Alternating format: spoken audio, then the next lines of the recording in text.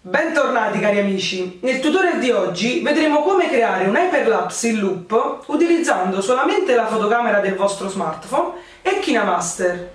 L'hyperlapse si differenzia dal timelapse in quanto la posizione della fotocamera non è statica ma va modificata in continuazione. Andiamo a vedere subito come fare. Sigla!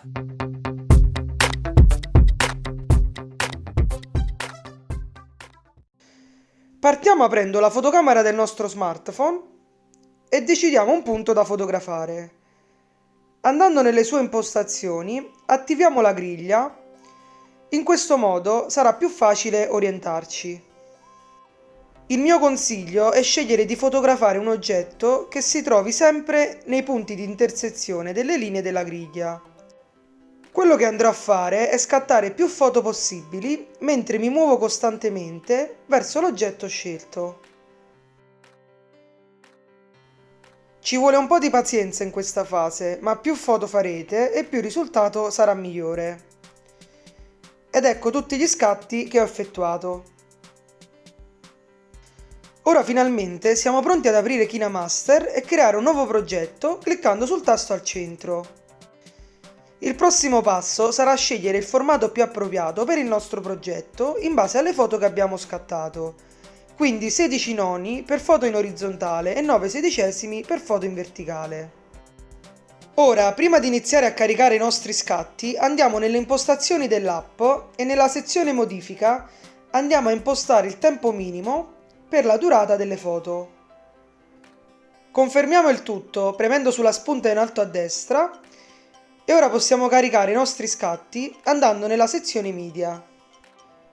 Purtroppo non esiste un modo per selezionare tutte le foto, ma dovremmo caricarle singolarmente cliccando su ciascuna di essa. Adesso per vedere come sta uscendo il nostro hyperlapse, clicchiamo sul play. Potrebbe sembrare già abbastanza veloce, ma noi andremo a velocizzarlo ancora di più. Per farlo, clicchiamo sul tasto della condivisione ed esportiamo il progetto.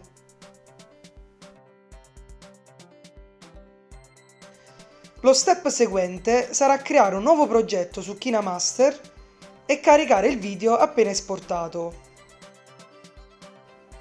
Cliccando su di esso ed andando nella sezione Controllo di velocità, andrò a velocizzare ancora di più il video, impostando poco meno di 1,5x. Da come potete notare, l'hyperlapse può considerarsi terminato, ma volendo potreste aggiungere effetti e testo.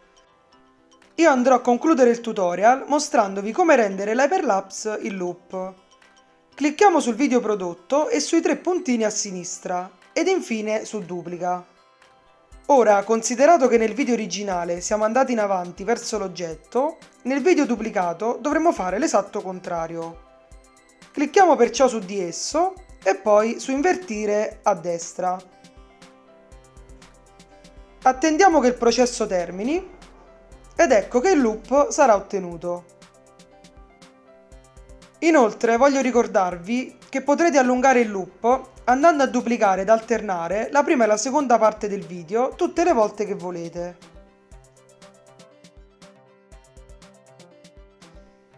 E con questo è davvero tutto. Se il video ti è piaciuto mettimi un like e iscriviti al canale se ancora non l'hai fatto. Come sempre ti ringrazio per la visione e ti aspetto nella prossima guida.